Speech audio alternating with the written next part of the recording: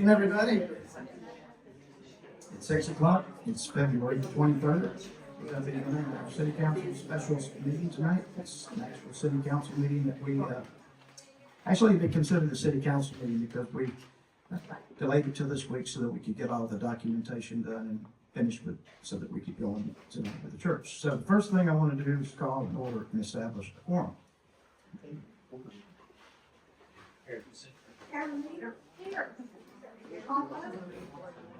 He's in that trial. He won't be here.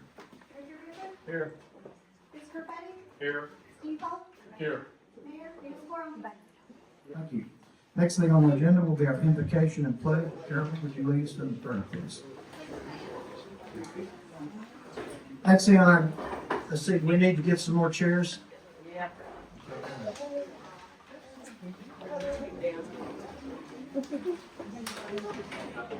Oh, yeah.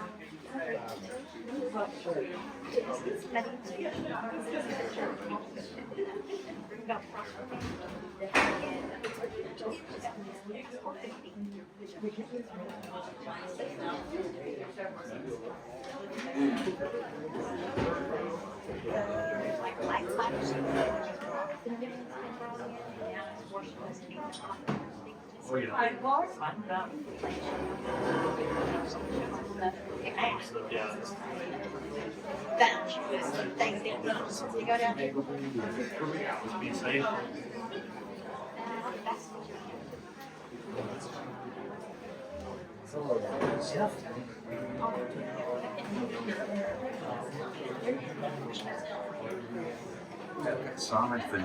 Okay, we'll get back started now that everybody's here. The next thing on our agenda will be our public forum. Misty, do we have anybody signed up? Sheila Carrillo. Hello, my name is Sheila Carrillo, and I was born and raised in Texas, and I live here in Runaway Bay. We own several properties in Runaway Bay. And what I'm here to talk about is the sewage issue. For the last 3 years, we have had sewage running out of a manhole behind a house that we own on trial court. 2 years ago, it flooded the house because the city back flushed sewage and it was 4 inches deep in our yard, seeped through the bricks, saturated the carpet. The gentleman living in the house got septic and had to go to the hospital, paralyzed to Fort Worth, and it's a wonder he made it. Sepsis from sewage. Last year, we had the same problem with that manhole and a manhole on the other side of my house, as well as the lift station. And we exchanged texts in the middle of the night because the city wasn't answering me. They weren't so nice, and I was concerned about sewage, and it took off on another branch. But you came out to investigate the next day, and at that time you told me you had $9.7 million. I said, in the bank, you said in hand, and you're getting ready to start work, and that's in a text message. So my expectation was I would see some improvement. I realize now we're waiting on grants. I know these things can't be fixed, but last weekend we had another rain, we had lift stations go down, we had sewage pouring out of that manhole for 4 days, pouring. I had videos. Thankfully it didn't get in the house, but now I have a tenant with a small child that likes to play in the backyard, and the backyard has sewage in it.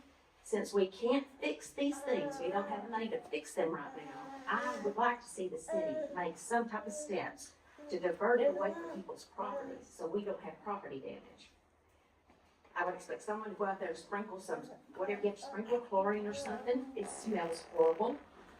They did cut a trench this time to remove the waste, but also cut a trench away from that house, and that's what we should have done 3 years ago.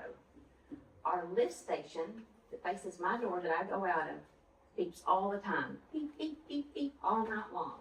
I have to call the city to have someone come out. They usually turn it off, but I don't see anybody working on it. I'm assuming when that light is blinking and that beeping's going on, that lift station's not working. When it overflows, it flows down to the lake. My house smells like raw sewage for weeks on end. We just gotta do something about this. Thank you. Okay. Next. Cindy Fuller?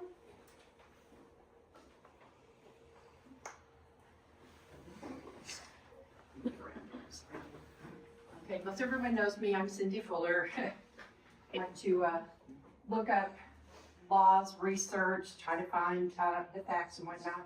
So what I'm addressing, Terry, correct me if I'm wrong on all of this, what I'm addressing is I would like to see the city council place on next month's city council meeting on the agenda an ordinance for political signs. I have researched the Texas Secretary of State. Their laws are such that they have laws for federal and state. They leave the laws up to municipalities, up to the municipality to make their own ordinance. Most, well, practically all, or cities go by the 90 days. It's the same for the state and federal. And when I researched my limited research on everything, Runaway Bay does not have an ordinance for political signage. And I would like us to consider, and that would, I think, maybe help.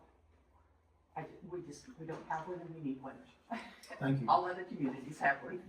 All right, thanks. Thank you. And that's confusing. I can't hear you. There's no one. No one else? Okay.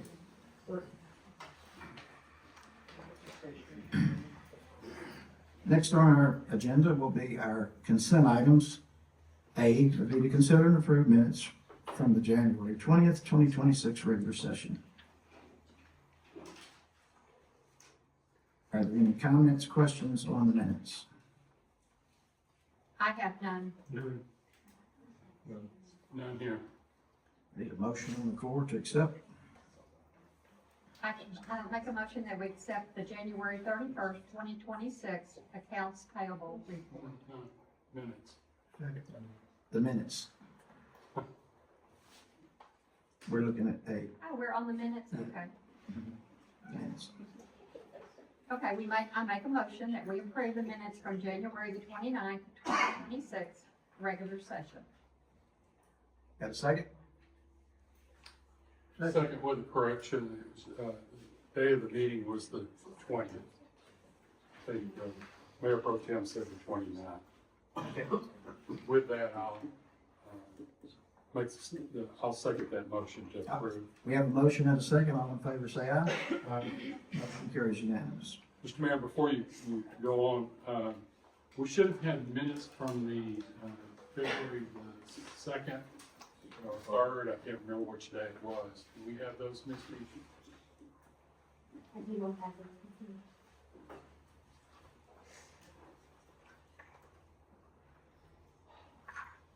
Thank you, Mr. Mayor. We'll make sure that you get it on the next agenda. Thank you.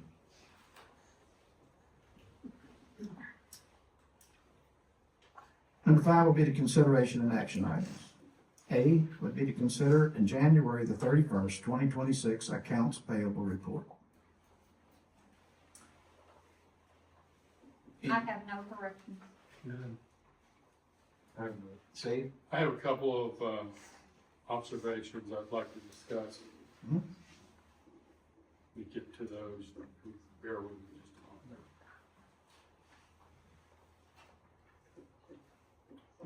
moment. On page 5 of that report, there is a $20,000 expense to Omnitech controls.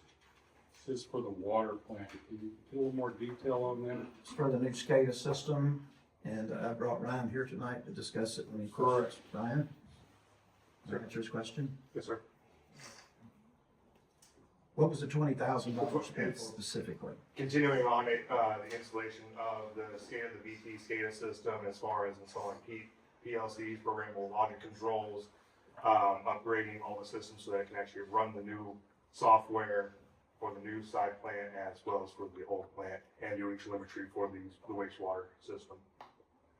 Was that one of the comments that was made during public forum was that a pump, lift pump that was sounding alarm? Is that the reason no one was responsive because it wasn't on the SCADA system? It's on our old system. We are working through that and trying to correct this with the new system so that all stuff will be reported and called out through the auto dialer system. Very good.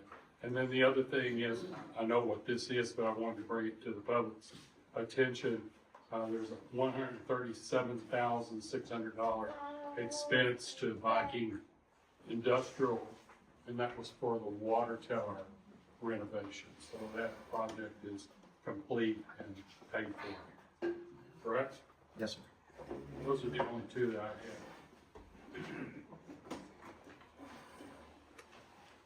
I'll make a motion that we, Wait, I want to, go ahead. Roddy, would you point out a little bit more, because I'm concerned about it too, about the blinking light. I think I heard this before and I came to you to ask you about that specific problem. Would you address that? Sure. The TCQ requires that we have an audio-visual alarm on the lift station. So we have put that on there, and that is to notify us that there is an issue with the lift station.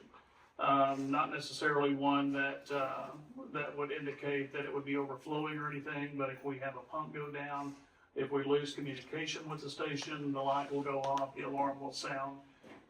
The light and the alarm go off together. So they do often when we lose communication with that station. So that's generally the rule behind that and the reason why you see that. Also, in the new funding that you're working on now, won't that be, when they rehab that entire station, all that will be brought up to Yes. and brought down, Absolutely. correct? Okay. So we're looking. Someone, That's all right. Okay. At this point, you got that? Okay, Steve, go ahead. I'll make a motion that we accept the accounts payable report as it was presented. We have a second? Second. We have a motion on the floor to accept the accounts payable report and a second. All in favor say aye. Aye. Motion carries unanimous. B would be to consider and accept the January 2026 financial report. I know that was pretty lengthy, so is there any questions on it? I do have a couple of observations, Mayor, if I may. Okay, First of all, I want to point out that at this point in our budget cycle, we should be at the 33% of budget. And we're running behind on that. The primary culprit is our sales tax collections, which I'm hearing from all the cities that sales tax is down. We're at 27.8% of budget as opposed to the 33%. The good news is that our expenditures are also tracking below budget, so it's being offset and being very frugal with the expenditures. Did have a couple of other questions there. I saw a miscellaneous income item, and that was on page 2. Account number is 4502 for $35,881. That's a miscellaneous income. Can you give a little more light on that, Ms. Keys? Page 2 of the report's account number 4502. 14502.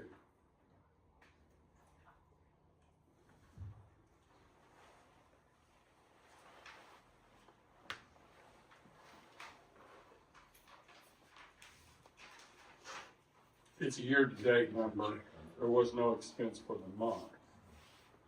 No income for the month, but it's a year-to-date number, 35,000. I don't know, I can't give you an actual amount, I really can't, I'd have to go back and look at what's been, look to see where it came from. yeah, I have to see. You don't know where it came from at this minute? I don't have. Okay, as soon as you can. If you'd get that for me, Ms. I Kelly, will. appreciate it. Thank you.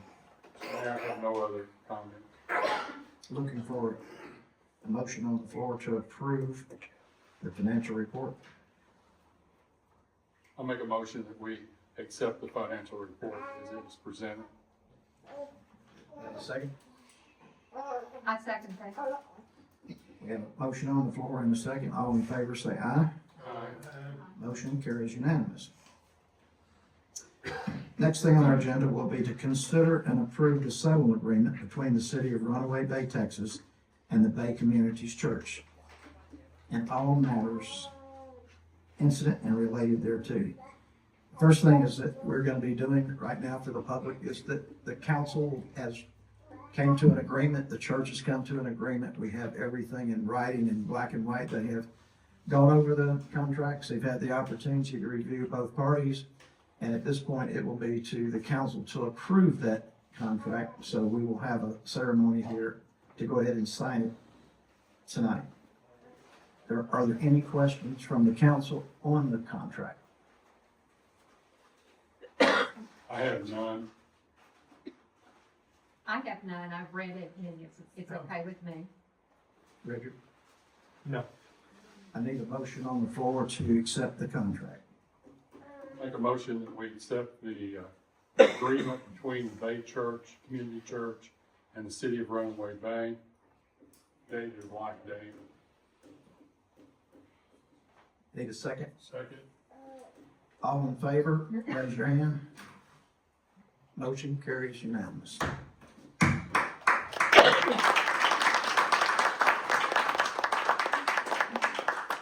At this time, would the representatives for the church please come forward? Misty, would you bring the contractual agreements up front along with the notary seal? Sure, just like that. I was gonna say that. Either way.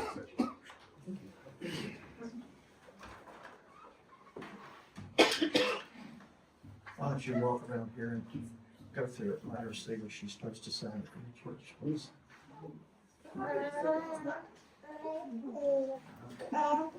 You girls are short. This-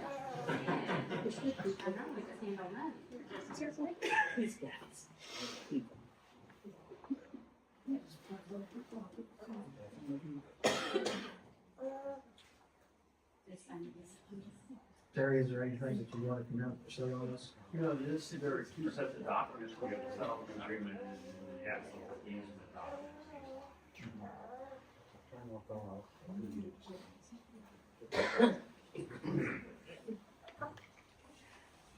And there are two copies of everything, one for the church. Now, I want you to do this one. Next up.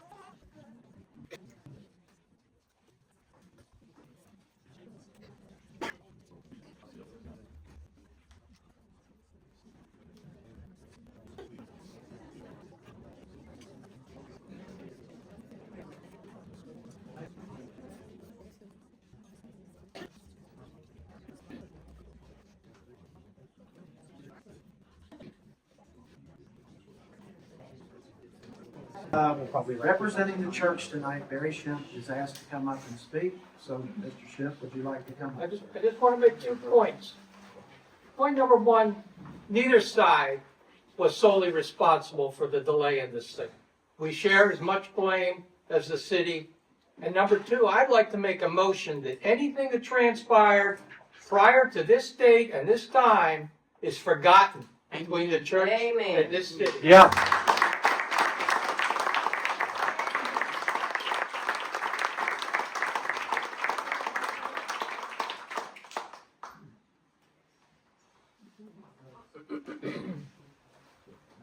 Mr. Schimpf asked tonight, after this was done, that we don't drop the balloons. So instead, It was a joke!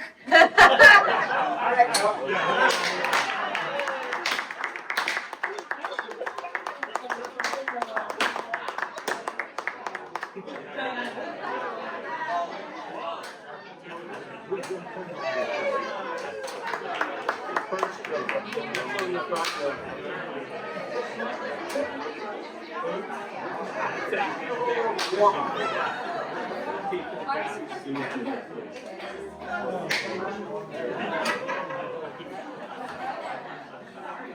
job.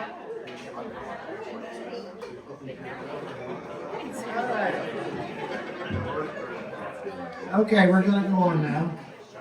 And hopefully tonight, this next presentation will answer a lot of the questions that a lot of citizens have. There's been a lot of accusations, things that really, because the people really don't know what's happened, what is actually in motion.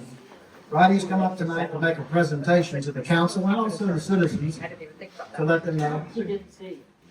Thank you for everything you've done. I appreciate it.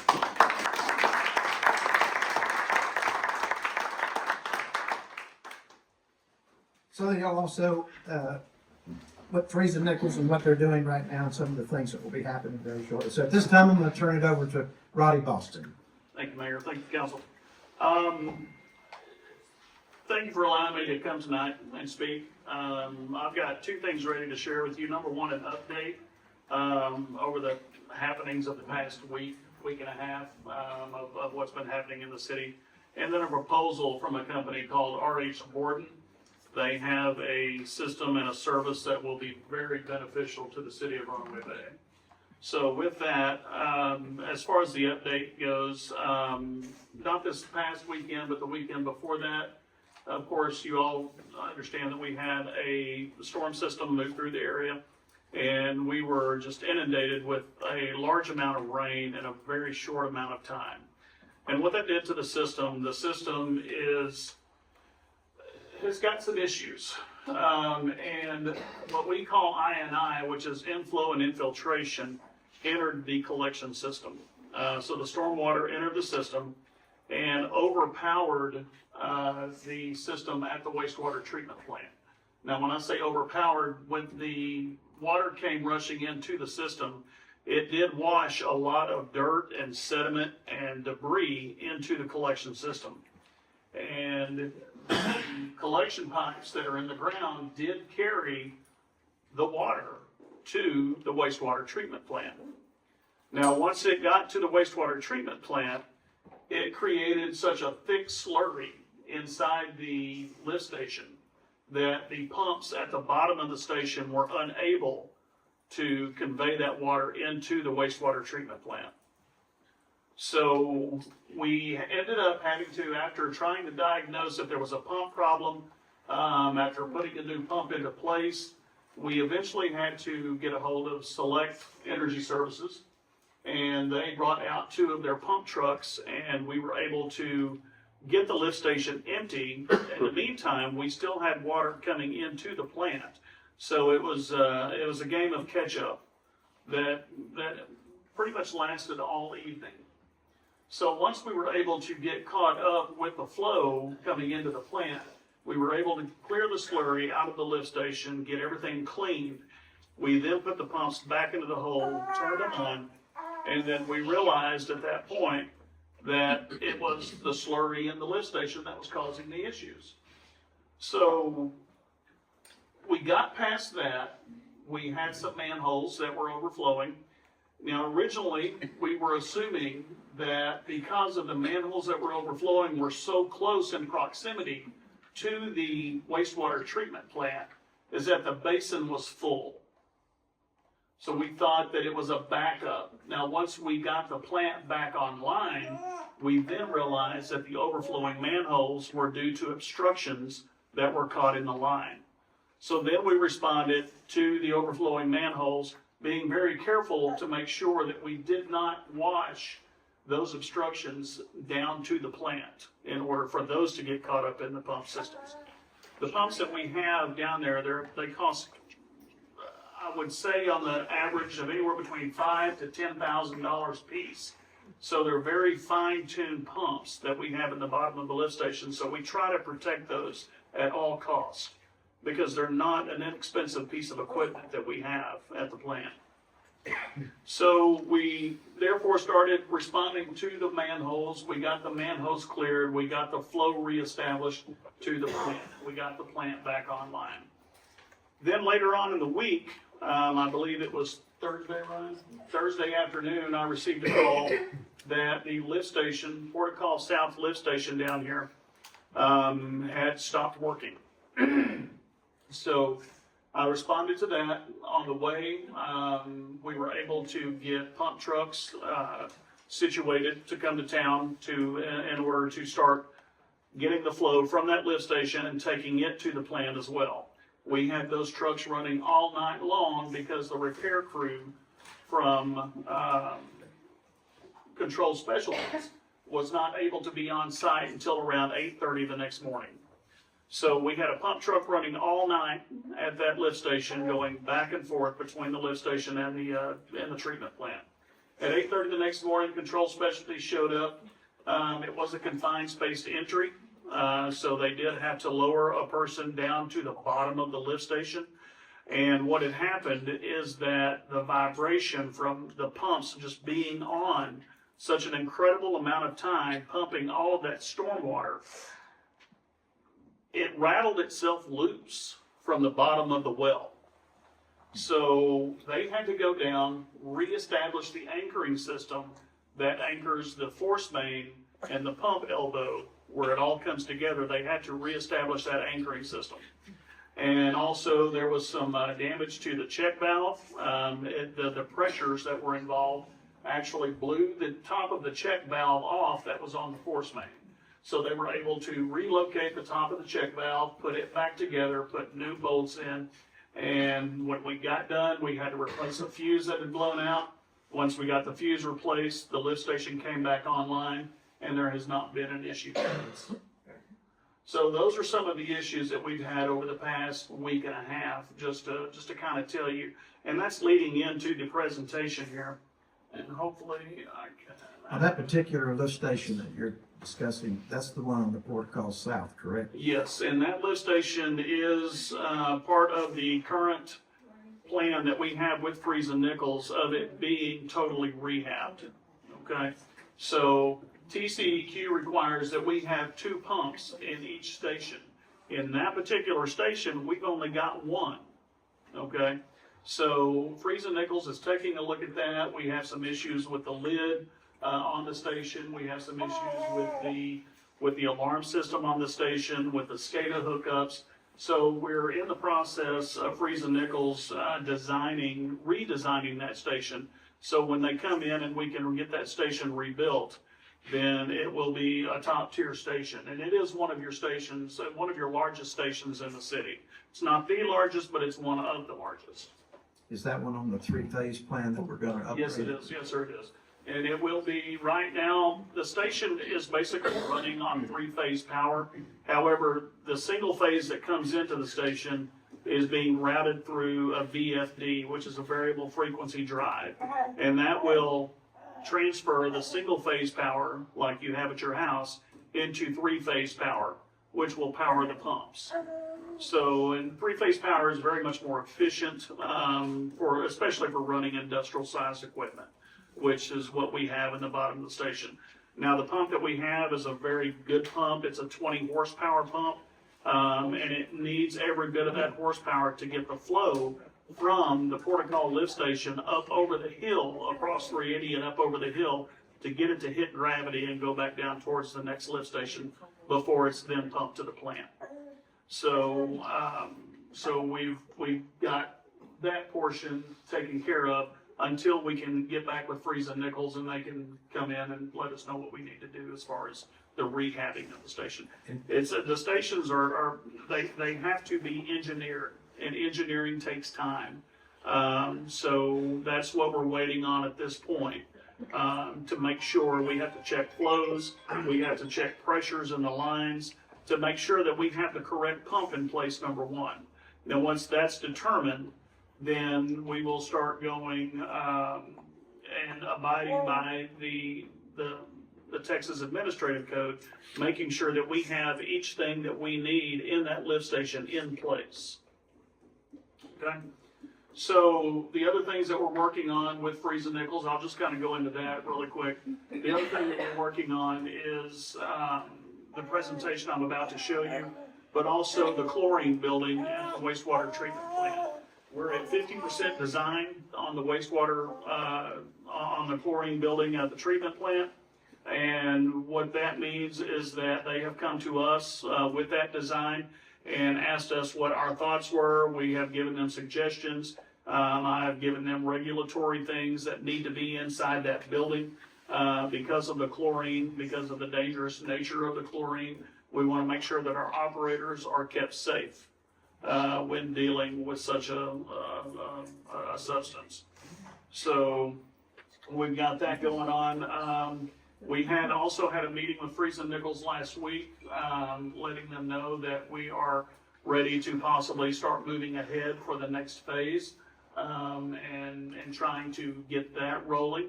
That will include the rebuilding of another lift station, another force main, things that have been identified previously. And I think the list has been released, Mayor, am I not mistaken? Okay, the list has been released on what we're working on. And Friesen Nichols wants to take this in indefinite stages. So that's what we're putting an eye on that. And there's a very specific order in how we need to go about this and not put the cart before the horse when we're dealing with such a varied system throughout the city. So, saying that, I'll go ahead and get into the presentation. We approached a company, their name is RH Borden. They have a system called the Basin IQ system. And what this will do, this will give us an idea of where our issues are in the system, where our I&I is, our inflow, our infiltration. And it'll also give us virtual models of each manhole that we have in the system. As we suspect, we believe that a lot of our inflow and infiltration problems are coming from the antiquated manholes that we have dotting the city. Now, a lot of the manholes are constructed out of brick and mortar.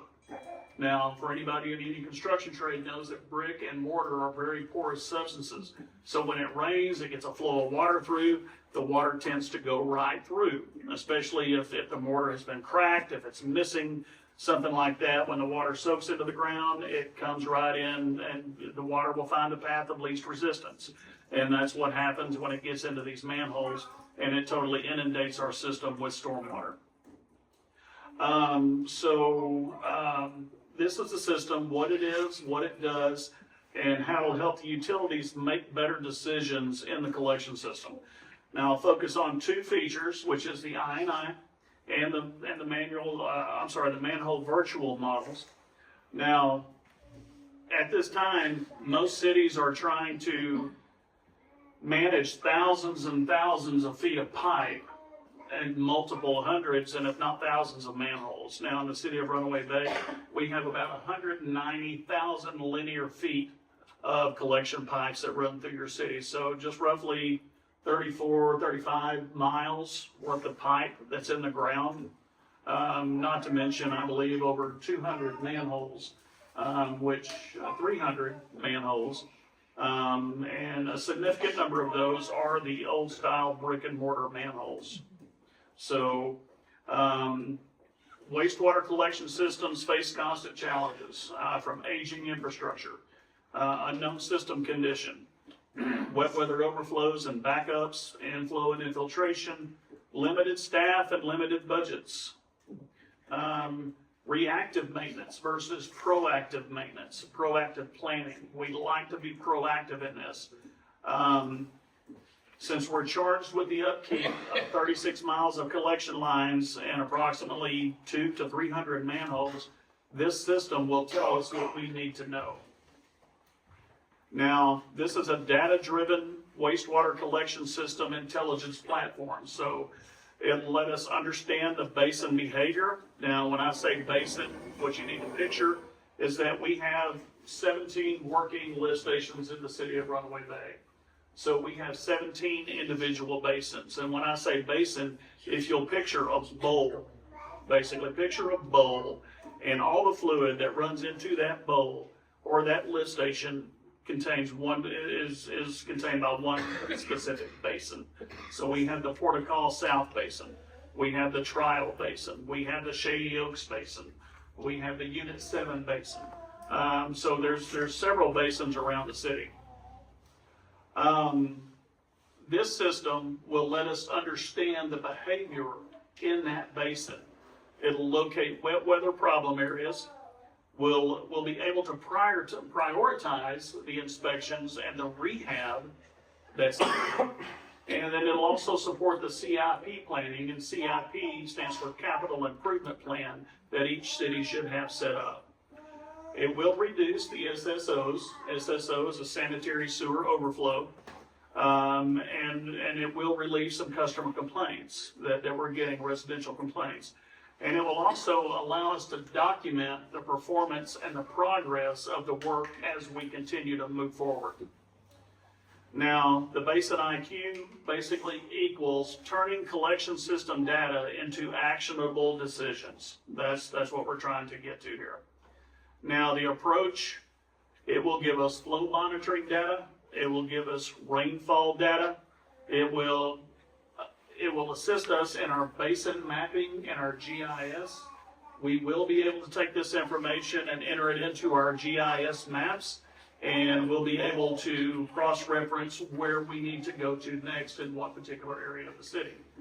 It will assist in field investigations, and also CCTV and manhole inspections, and historical maintenance and overflow records. It will assist us in that also.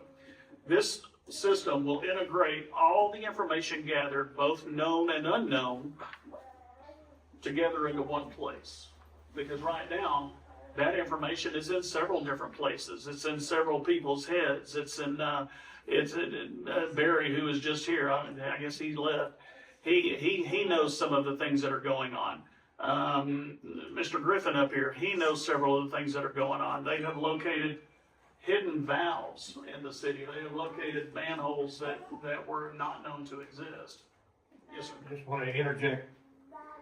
One issue from the design phase of the city at the very beginning is we've got 7 lift stations that are daisy chained. If you understand what a daisy chain means, is that one empties into manholes and empties into the other lift station. So the water through the shell station, so to speak, has to go through 7 lift stations before it gets to the power plant.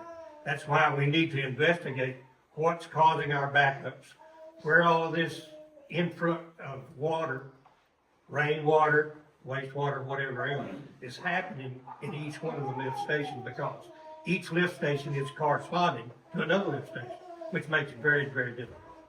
Absolutely. Now, the system, it will provide practical outputs such as basin performance summaries. It'll give us a priority ranking structure of sub-basins. There's not really any sub-basins to speak of in the city of Runaway Bay, but it will give us targeted I&I investigation zones. So if we know that probably the majority of our problems are coming from manholes, then that's where we can spend most of our time in investigating those manholes and setting those manholes up for rehabbing. Rehab recommendations. Do we need to line it? Do we need to just seal up a couple of points in it? Do we need to seal the whole lift station? Do we need to replace the entire lift station? This system will let us know with the virtual models on which is the best recommended action for that. And then it'll also give us pre and post rehab performance comparisons for this system.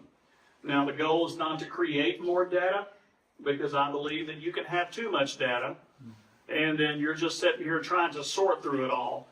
But it'll allow us to create decisions if we elect to move forward with this service. Now, the I&I location services, method to pinpoint where excess water enters the system. When I say inflow, I'm talking about direct stormwater connections. So if we have a hole on the top of the ground and stormwater enters that into the system, that's considered inflow. Infiltration is when groundwater entering through defects in the system. So if we have a hole in the pipe 3 foot underground and that groundwater soaks into that, or if groundwater soaks in through the sides of a brick and mortar manhole, that's what infiltration talks about. Now, Basin IQ will help us in this by analyzing the flow versus the rainfall response.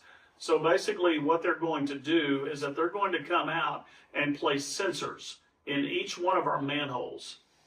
And then what do we do at that point? We wait. What are we waiting for? We're waiting for a rainfall event, such as what we had Saturday before last, okay? We have to have that rainfall event because it will, while in the manhole, record the normal flow that's coming through. And then upon the rainfall event, it will then record the spikes, when and where they happen. If we know that, then we know exactly where we need to go to investigate and to fix the problem. So we can compare basin to basin behavior. We can greatly narrow the search area because in 190,000 linear feet of pipe and a crew of 5, you can kind of understand, do the divisions in your head. You can kind of know that's going to take quite a while. And it allows us to guide our field crews very efficiently as to where we need to go to fix the issues.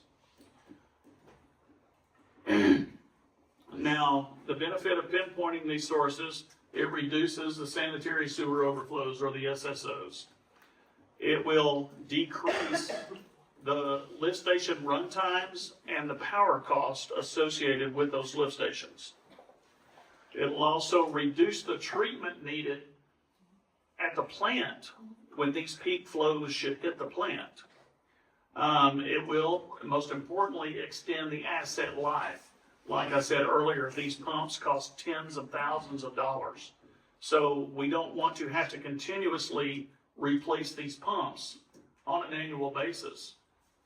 I've seen pumps that have been in the bottom of lift stations, probably the most inhospitable thing you can put a pump into. And because they're so well made, they're so finely tuned, that I have seen pumps that last in excess of 10 to 15 years. So that's where we're kind of headed towards this. It will improve regulatory compliance, and that's the thing that the city has wrestled with in the past few years, the regulatory compliance. It will help us improve that. And then it will, above importantly anything else, with the grant money that we have available, it will allow us to spend those rehab dollars where we need to, instead of spending those rehab dollars investigating where the problems are. If we can have a system that tells us where the problems are, then we get the most bang for our buck by knowing exactly where we need to go.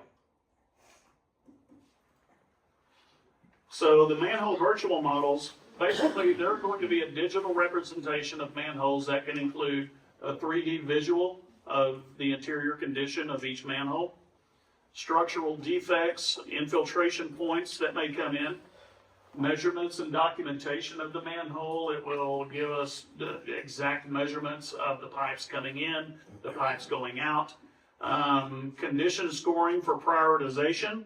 If you've ever worked with an engineering firm, they love to do a condition scoring program, okay? Because then it automatically lets you know, this is our worst thing we need to work on right here. Let's get this done. But we can't get this done unless we get this done first.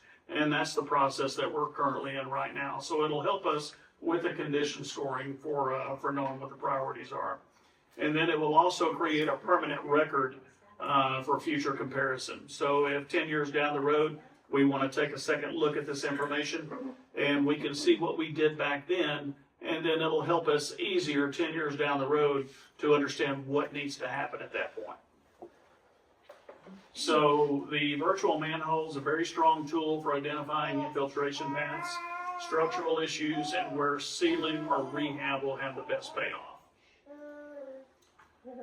Now, the MVMs will reduce subjective inspections. So instead of our crew of 5 going out and popping manholes all day long and looking down, yep, there's a manhole, yep, we've got some issues, okay, this system will automatically tell us what those issues are.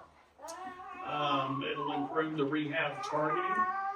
It'll also support the contractor scopes and the bids. So since we have to go out for bid for everything that we have that we're working through the grant money with, it will give us a supporting documentation when we put forward those requests for proposals. And it'll track condition changes over time, and it'll also create a defensible documentation for both the council and for the regulators, the TCEQ, the EPA. They can see that we're actually serious about working on this and getting the issues fixed. So instead of saying this manhole looks bad, we will have a documented model showing the exact defect, location, and the severity of the problem. So lastly, the Basin IQ system, it'll help communities move from reactive, which we have been very reactive, to a proactive community. We need to be in that proactive mode. It'll allow us to find and fix I&I a whole lot faster. It'll reduce the backups and the SSOs. It'll prioritize rehab using evidence instead of just eyesight. It'll improve our long-term planning, and it'll create a measurable result that you as residents can feel in your system. So the next step after this would be to, number one, identify the priority basins. We have an idea of which basins we need to take a look at first. The system will verify that for us. Deploy the monitoring and analysis, begin targeted investigations, and then develop that rehab plan and then track the outcomes. So Basin IQ is ultimately about confidence, is what it's about. Knowing where the problems are, what's causing them, and what to fix first. So that's the presentation I have for Basin IQ. Council, do you have any questions or anything for me regarding this system? One other subject that I'm just trying to possibly give you a little bit of a warning about. I know, we're concerned about our visual effects in Runaway Bay. We want a pleasant looking place. But a lot of these manholes are in ditches under water level, and so they need to be possibly raised if that's so deemed necessary. So get you prepared for maybe some unsightly manholes because they need to be raised. And so, to save the water flow, we may need, maybe someone that's got a good mural background, practice painting manholes. Any other questions before we go over the proposals? I want to thank you for all your investigation work and working with the engineers and help planning and working diligently to get the most money out of the grants that we do have. Y'all have any questions? I do have a few, Ryan, before you move on. Yes, sir. And I appreciate you explaining to me and everybody else in this room, what the problem is. But I had a few follow-up questions on that. What is the normal flow any given day of Normal gallons flow to our plant? Normal flow any given day. Now, where we measure the flow on the back end of the plant and what we treat. Now, we're not to the size to where TCEQ requires us to measure what actually comes in, but what we do treat on a normal daily basis is anywhere between 80 to 100,000 gallons. And how does that equate to our water production? In other words, is the water that we're producing, is it going through the system in approximately the same quantity? No. You will always have less treated on the wastewater side than what you produce on the water side. Because some of it's going into lawns or... Right, yeah, because there was quite a bit of new sprinklers, things of that nature, filling up water jugs for, or whatever. But you'll see probably a good rule of thumb is probably 80 to 90% of what's produced will end up at the wastewater treatment plant. And that's not only our system, that's a normal That's the normal system. system. Absolutely. And do you have any way of knowing where the most flow is coming from? What part of the city the most flow is coming from? We do. We have some ideas, and it has because of our SCADA program that we have. Now, we can take a look at, our pump run times. We have a general idea of what these pumps may be able to pump at this particular thing. That's another thing that we need to do. We need to, see what our pressures are in our system. And then that will give us an indication of what our flows are from each lift station heading to the plant. And just in your gut, excuse me, in your gut, do you know where it's coming from right now? Right now, it's coming from, the two largest stations are going to be Jim Walters and Port of Call South. So it's coming from those parts of town because there's a lot of flow coming from those two stations in particular. Now, what Mr. Griffin was referring to earlier, yeah, just the daisy chain from the Lucky Lady all the way up Runaway Bay Drive to Trial, and then eventually to the wastewater treatment plant. And then, based on your professional experience, do other cities have this level of wastewater events that we're seeing here? Yes, yeah, absolutely. Runaway Bay is not alone in the fact that there are a lot of SSOs. The city of Decatur, I can speak firsthand knowledge, the city of Decatur has its fair share of SSOs. And we're a system of, we make anywhere from 1 to 2 million gallons of water per day.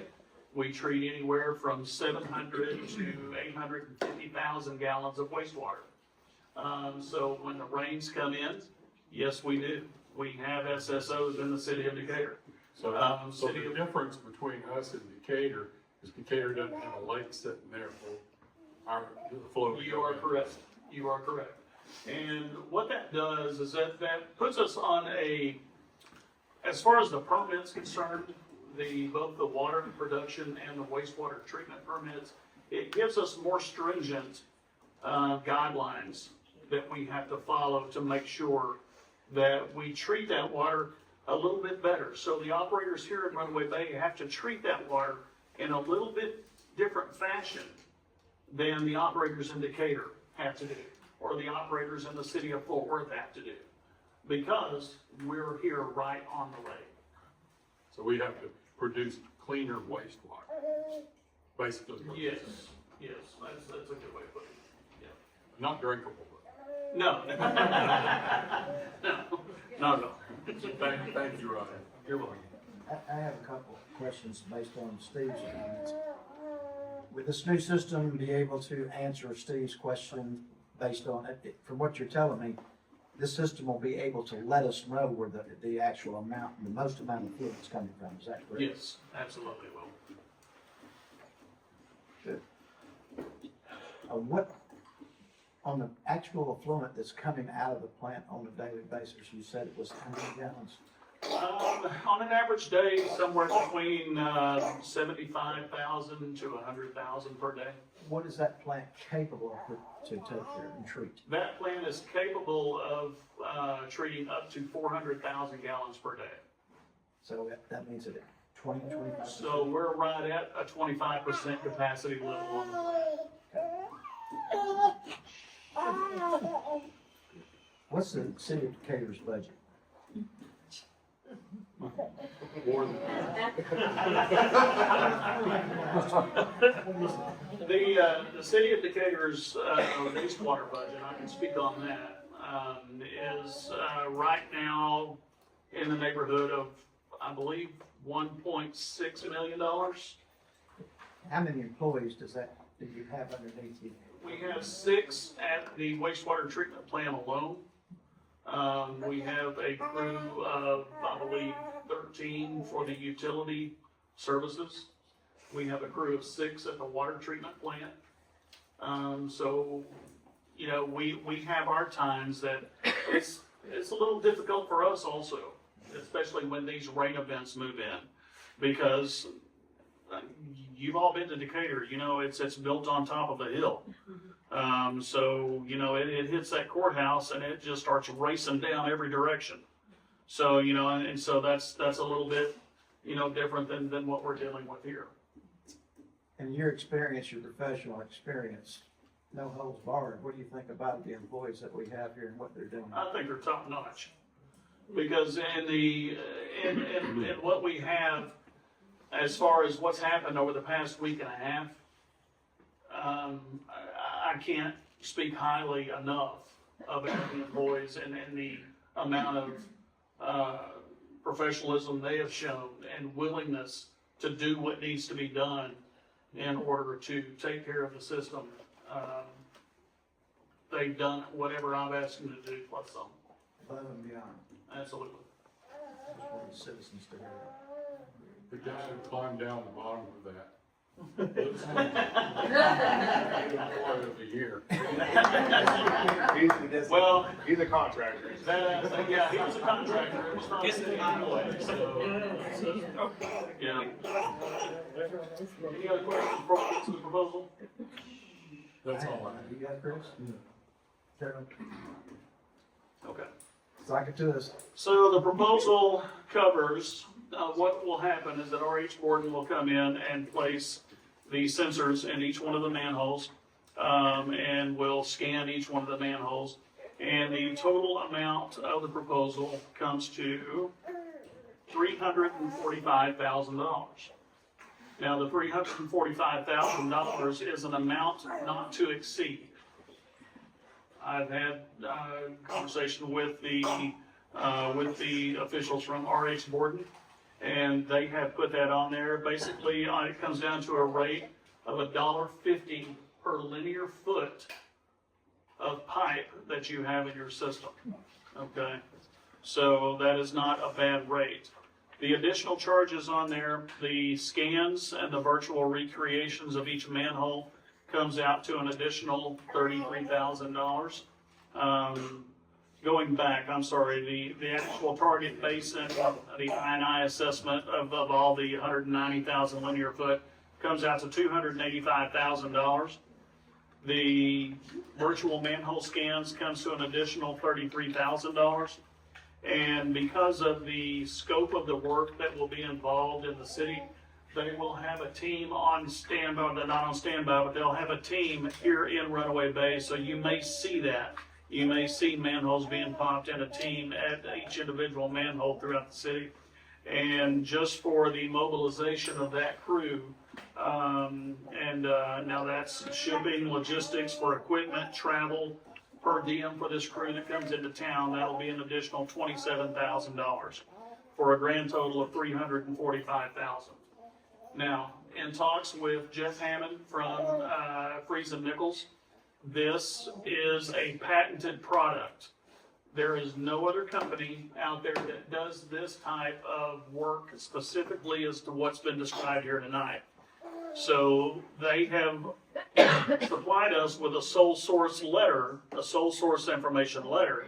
And what that sole source letter says is that there's no other company that can do this. We have gotten with the EPA with, what's his name, Jordan Henson, I believe. Jordan Henson from the EPA.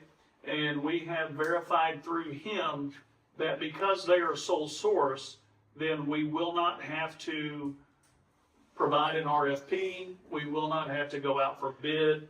And this will cover that for us. Most importantly, because of that, this is a reimbursable project through the grant structure. So that is fantastic. Devin, give us a hand. I'd like to address the council too. You know, I keep you up to date, send you all this information, but you're never there to hear all the stuff that are at the meetings. But Friesen Nichols and Jeff Hammond thought this would be a great idea also to help develop the long-term master plan in the city going forward 5, 10, 15, 20 years out.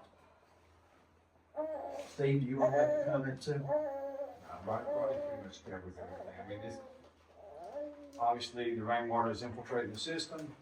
This system is supposed to help us identify where the problems are with where we work.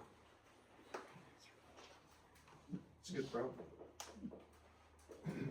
Can I ask a question? Yeah. About the system? Well, to even be in a position to be proactive with this situation is great. I mean, that's great. What I'm wondering is with this analysis that we plan on doing, is that gonna help us with the proactive part of getting ready for a rain event, where we don't have as much, I guess the word, you said slurry, at the lift station? Is that- Right, is that so, what we're trying to do? so what we're thinking happened is that during that rain event, is that the water's coming in from the sides of the manholes, washed just an incredible amount of dirt into the system. So with this system, if we can come in and identify these manholes that have the issues, or if we have a hole in the actual collection line, then we can get that repaired. And stop that massive amount of water coming into the system. Now, I will tell you that once this system is in place and once we have identified everything, will this fix all of the I&I issues? Absolutely not. I dare you, I beg you to show me a city in the state of Texas that does not have any inflow or infiltration issues. They exist everywhere. Okay, what we can do here though is that we can put this system into place, develop a plan to fix the large pieces that may be missing or lacking in the current system. Yeah, that's great. Now that we open this up for questions, I have one. We're not gonna have any more questions yet. Uh, Go ahead, Sam, go ahead. Okay, when you say we're gonna wait for the next rain event in order to find out where to repair them, we're coming to the end of winter now. So we wait until next winter to find out where No, we we're coming into spring. Yes. Well, I know, but I'm just saying. Yeah, it rains here in the spring. Oh, I understand that, yeah. Can I show you some pictures before we're done? Yeah, Something on the large one, yeah. Absolutely. Mr. Mayor, I have a question. If I Sure. may. What, is this a one-time expense or is it Yes. ongoing expense or maintenance? This is a one-time expense. So maintenance and service years down the way is covered in this one expense? Well, what it is, it's not a system that will be here from this point forward. Okay. Because this is a service that they provide to us with these sensors. Now, once we give the information about our system, they will come back in, they will retrieve their sensors. Okay. But the information that those sensors provide, that will be ours for the years to come. Okay. Roddy, have you seen the system work, or you just going freezing nickels, or? I have seen videos of the system work. There's probably, I believe, the council has in your packets, the individual cities that have used the system Right. and have had very, very good success. I just wondered if you had personal experience. I personally, How did you come upon knowledge of this? it was through a trade magazine that I saw an advertisement. And so I called, started talking. I'm a very analytical person, so I treat Never would have known that. I treat everything with kid gloves. You're gonna have to come in and convince me of your system before I even, want to come and present it to you guys. Is Freezing Nichols familiar with this company? Are they familiar with the company? Have they worked with them before? Jeff is not familiar with the company, but they have worked with Freeze and Nichols with other area cities in their past experiences. Okay. And I'm assuming they were satisfied with their results. Yes.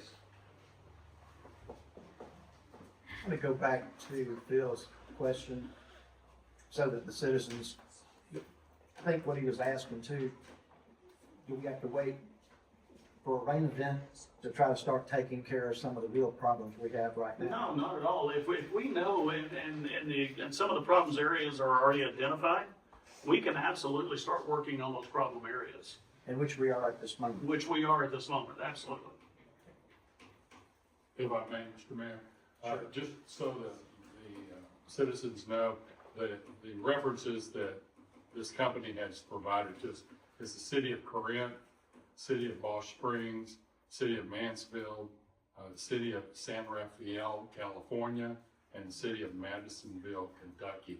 So these are cities that are much larger cities than the city of Runaway Bay. And in a lot of those cities, if I may add, they have done targeted basins in those cities. They haven't, in some of the larger cities, they've done targeted areas. Those cities may not be in a position like what we're in and have the grant money available for us and able to do the system as a whole. So that's why I'm presenting the system as a whole to you, because let's know where our problems are so we can actually use the money wisely. Again, I'm sorry, Mr. Mayor, but Base and IQ will be working in conjunction with Freeze and Nichols and their engineering work. Absolutely. So what I've asked Jeff Hammond from Freeze and Nichols, I have asked him that once we get approval from City Council to move forward with this proposal, that they take it from that point and integrate it in with their plan to come in and get the, Master plan. yeah, and work with the master plan. Yeah, we're looking at also with Freeze and Nichols of some sort of monitoring system going forward. Once we do replace the manhole and the lift stations, to where we can develop a good SCADA system to integrate with our GIS mapping system. That's part of the ongoing evaluation of Freeze and Nichols. Yes, sir. So, Mr. Mayor, it's my understanding that with the matching aspects of the EPA grant, this would be an expense for the city of approximately $60,000, $60,000 to $70,000. Is that correct? For the total expense? For the city's part? Yes. Because we have to match it. Right. I believe that number is 20%, or is it 20? It's 20% of the EPA. So that would be 70,000. Over $345,000.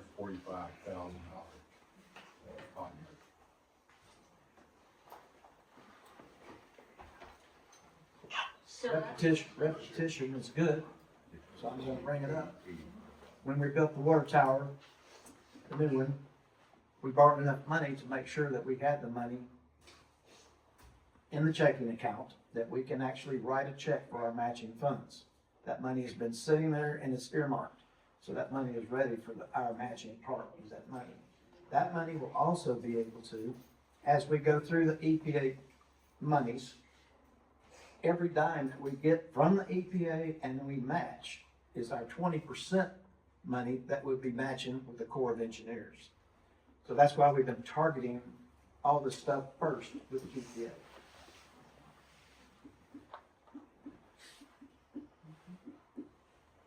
That's all I have. Well, what do y'all think? I'm in favor. I think it's a good idea. I mean, we don't have any other options, and I think. Well, the other option that we're talking about is if Freeze and Nichols generates the boots on the ground to investigate every one of our manholes individually at $150 an hour, we'll eat up that $375 real quick. So, yeah, if we can do it automated, I think we're gonna save money. It's very expensive, but it is saving us a lot of boots on the ground. I believe it'd be a lot more than the 300-something-thousand for him to do that. I would think so. And you're only paying 20 of this one, by the way. Seeing as how we have manholes that we don't even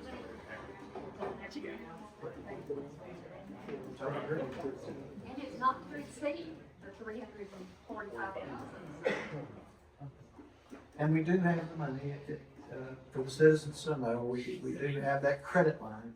So when it comes time to pay that bill, we'll be able to do that, because it will be coming first and quickly. And we'll have the money to pay it, and then we've now been talking with the EPA and the Corps, and they're setting us up. Normally they want to do it on a quarterly basis. We talked them into the fact of our budget being what it is, so that we can repay it. We're getting it now so we can be on a monthly basis. Woo! Whoa! we're gonna be able to save money on the backside. Now, talking about I'm sorry, Mayor, but talking about the actual payment schedule, it spells out in the proposal that phase one will be the project start, of the PO. 33% will be due at that point. Up front? Up front. At phase two, when the sensor installation is done, the second third will be due at that point. And then the final third will not be due until it is actually done and before they hand us the information. How long do they think this process is gonna take? They said it could take up to 5 months, but that's why we wanted to present it now, leading into the springtime, because we've already gotten one really good rain that I really wish we would have had this system in the ground at this point.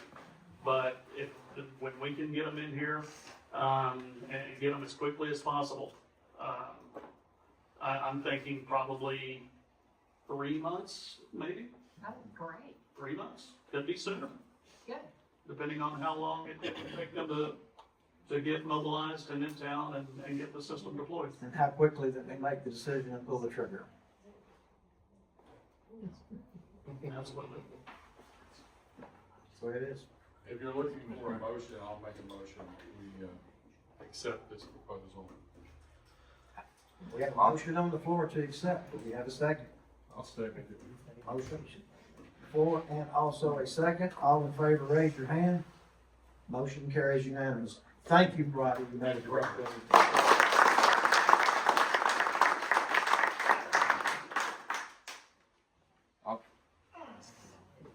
Mr. Mayor, Yes, sir. all I was gonna say is that we've got some, something coming up to the EDC meeting, voting on, I think it was Mr. Holt's, actually, his idea. We were talking about things we could do. So I was just bringing that up. Okay, well, Help the vote. I appreciate your comments from this point, Phil, but what we'll do is keep going forward and let Great. Steve catch up. And get in there early enough to write your name down where you can talk. Oh, yeah? Touche. All right, thank you, Phil. All right. We're gonna go now to E, which will be considered and approve the proposed project agreement between the city of Runaway Bay and, okay, so we just did that. Okay, so we heard the presentation of that. Okay, so now we'll go to consider and approve the order of election ballot form, so everybody's got it on your plate. Do your motion to accept.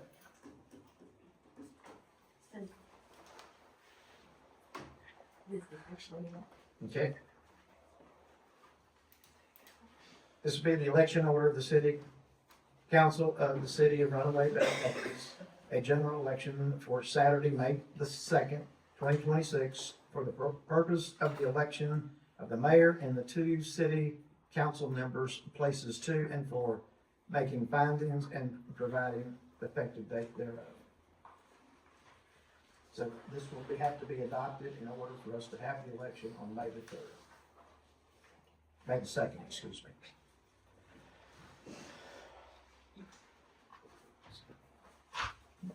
Who's in? No, I didn't put, the one I put on the floor, up we moved to leave.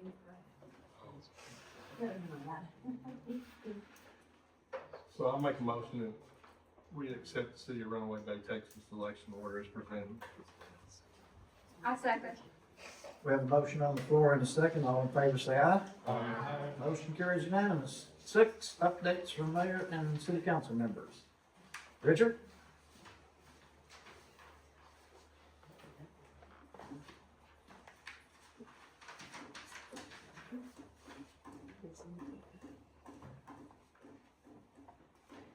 Y'all realize it will be 78 when I get through this. Happy birthday to you. That's We it, popped, okay? we popped the confetti ball. Yeah. Go ahead with your updates. Is that all your updates? EDC, we, our last meeting, we talked about, starting as maybe a monthly bingo. They're thinking about applying for the 501c to be able to start doing that. I thought that was a very, very good effort. We also are talking about different programs, not having the Texas State barbecue, but possibly having some other functions.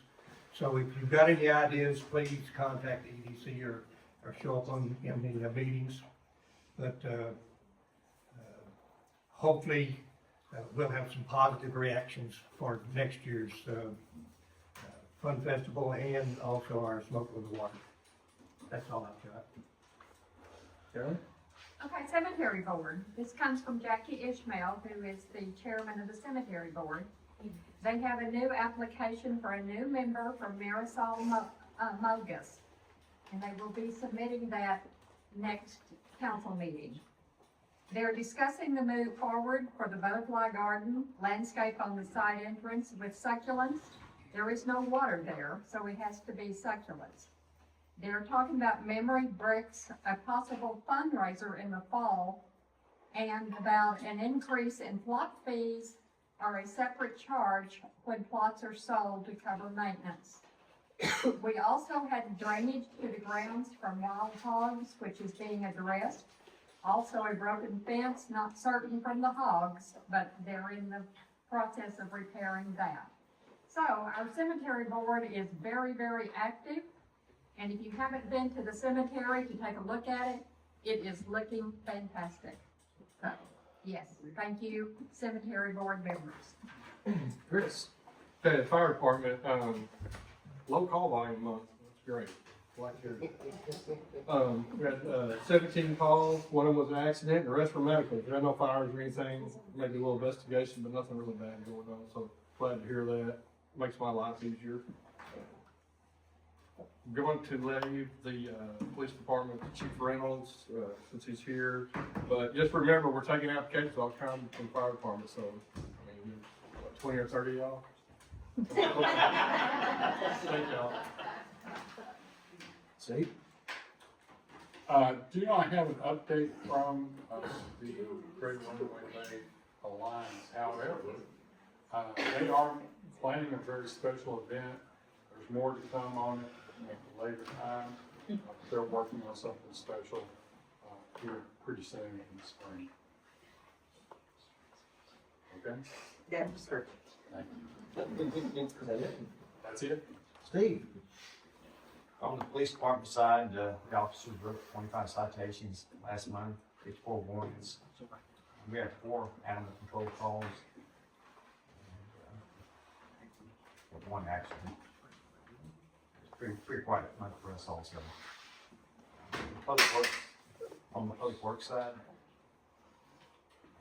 as Roddy talked about, we had that rain event. That was a 3-day weekend for our public works employees. Saturday, Sunday, and Monday was a holiday. Well, I called 2 of them Saturday morning early. We started at 7:30 Saturday morning. We finished after midnight Saturday night into Sunday morning. Came back out at 8 o'clock Sunday morning, worked into the evening. Came out Monday and worked all day Monday. But you won't see that on Next Story. All you'll see is the bad things that we do. Yeah. So thank you for the public works, guys.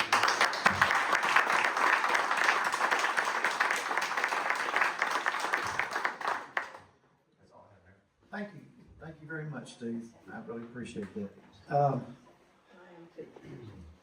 Council, at one of our last meetings, we're talking about budgets, and we're talking about the extra $200,000 that we had left over. And I discussed with you then that we were gonna have that money that we're gonna need for certain things. Part of that $20,000 that we had left over to get that subscription for our new SCADA system was that money that was earmarked for that. We also were talking about the entire SCADA system and going forward. We have quite a bit of that is done, but thanks to Chief Reynolds and also Ryan Halligan is our new water department. He runs that. He's got a Class B license in the state, which is one of the highest ones for running a water department. He has been with the military. He retired how many years? 20 years. 20 years with the military. We're very, very excited to have him here.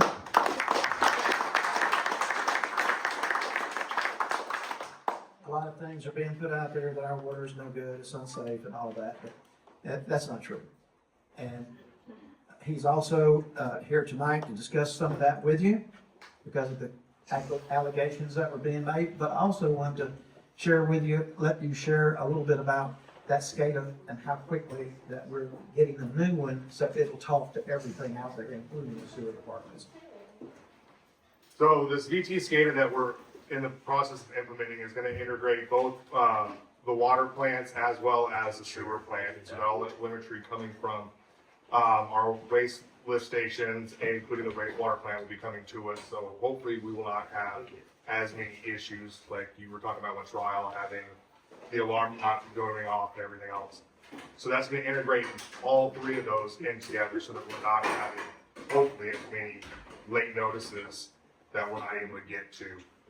With our old water plant side, it was incapable of being upgraded, so there's an entire revamp that's having to occur on that side with replacing all the PLCs, because the only place you could even get parts for that was off of eBay with unknown origins and unknown status.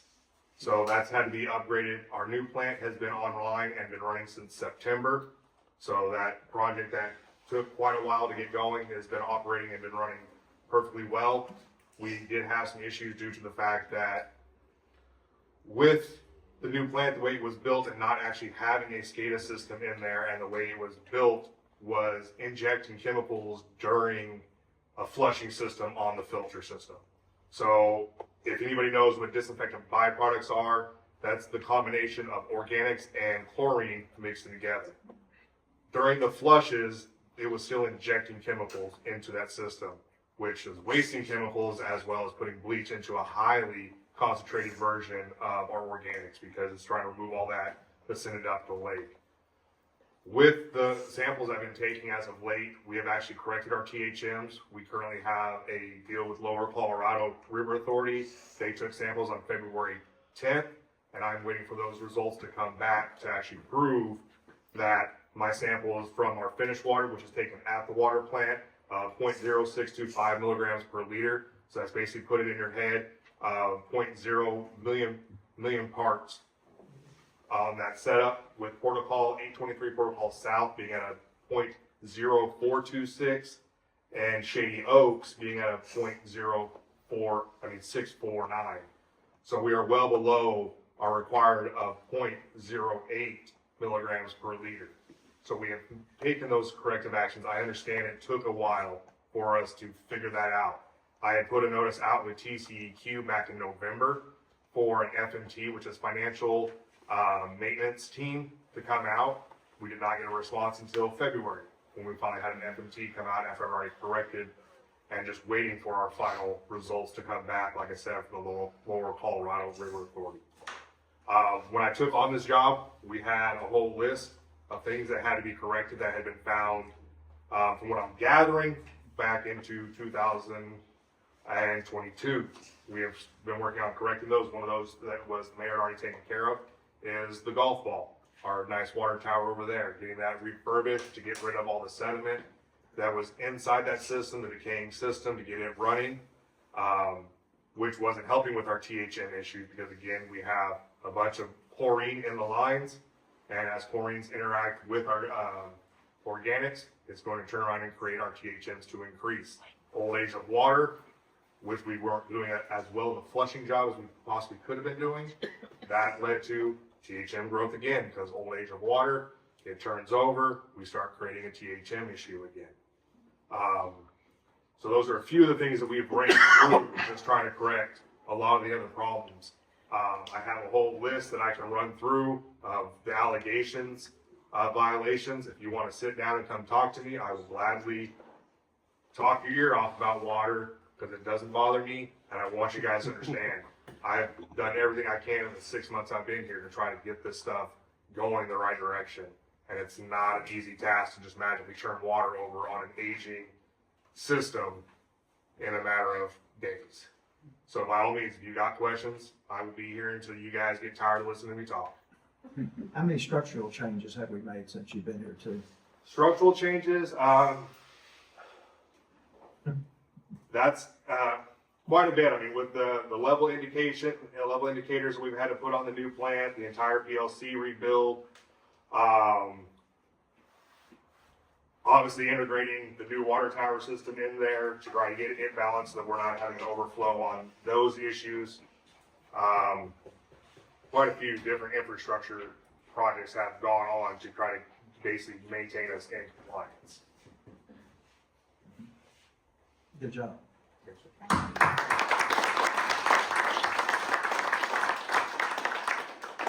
Do you have any more comments you want to make? Yeah, well, one in particular, the SCADA system that's being put in right now, BT SCADA, is a system that has been put in at the wastewater treatment plant in the city of Decatur.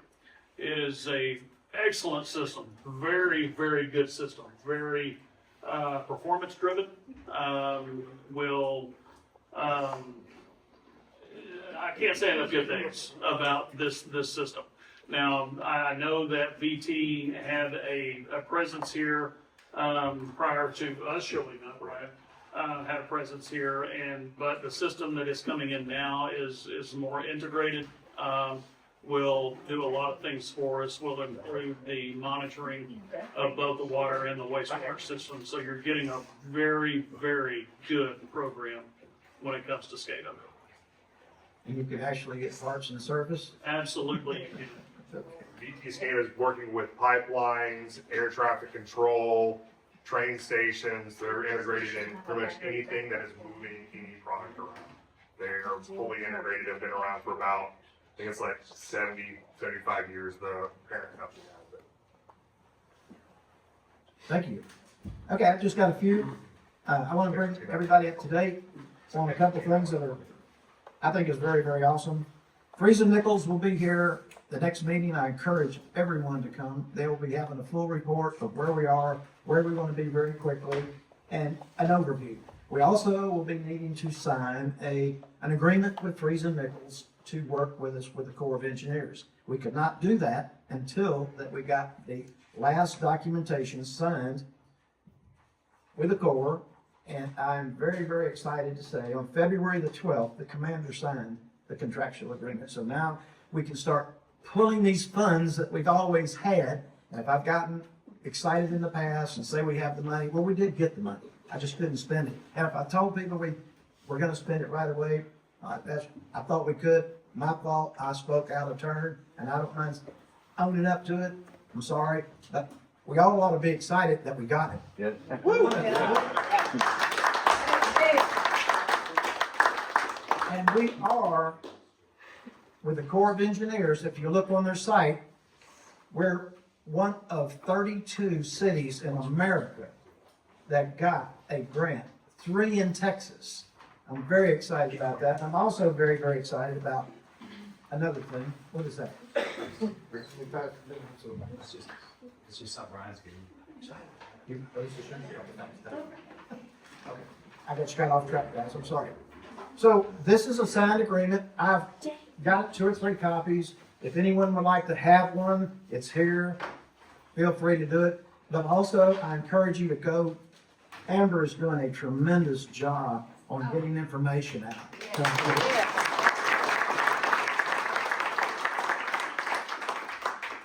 So these things will be actually being posted up as soon as we get them. We're behind a little bit. I'm sorry for that, but we will be getting this stuff out. I also would like to read to you a statement that was made by the Army Corps of Engineers. And I got a copy of that too. That was sent to me, when was it, Thursday when they signed it? On the 12th? What day was the 12th? Well, it really doesn't matter. It says, I'm pleased to share that our district commander officially signed the PPA for the City of Runaway Bay EI 5138 project on February the 12th, February 26th. The fully executed PPA is attached to this email. Please let me know if you have any question. We look forward to working with you on the project. So now we'll be able to start drawing this money down, and it will be coordinated with Roddy through the EPA money so that we will have their money that we have spent with the EPA to utilize, because this is not a 20% match, it's a 25% match, which is more money. But with the match that we're doing with the EPA, the city shouldn't have to come out of any money to be able to get this money right here. So those are some of the things that we've had to work through. These are a copy for everybody, anybody that have it, it's there. Also, I would like to talk about, Roddy's done all the pumps and stuff of that nature, I don't need to go over that. Also this week, when Freeze and Nichols comes down, this week, been working with Ronnie Jackson's office for about the last 3 months. This week, we will be sending them a proposal and another application. We've got enough information now because we've gotten far enough down into the work and what we're gonna need in the next 5 or 6 years, that we'll be able to send this information this coming week to the, Stetson, who is his, he's chief of staff. And what this information will be doing and what we'll be asking for is another grant. So he will be putting Runaway Bay in for another $7 million that we'll be able to spend. Hopefully, we'll get that in 27. Hopefully, we'll be to the point in that time in which that we'll be able to start spending that money because we'll be able to spend all the rest of it. I'm very excited to that. I've also, Steve is a miracle worker when it comes to try to find money and not overtax the taxpayers and where that we're going to come from. Steve has been working on this. I want to give Steve a big hand for all the things he's doing.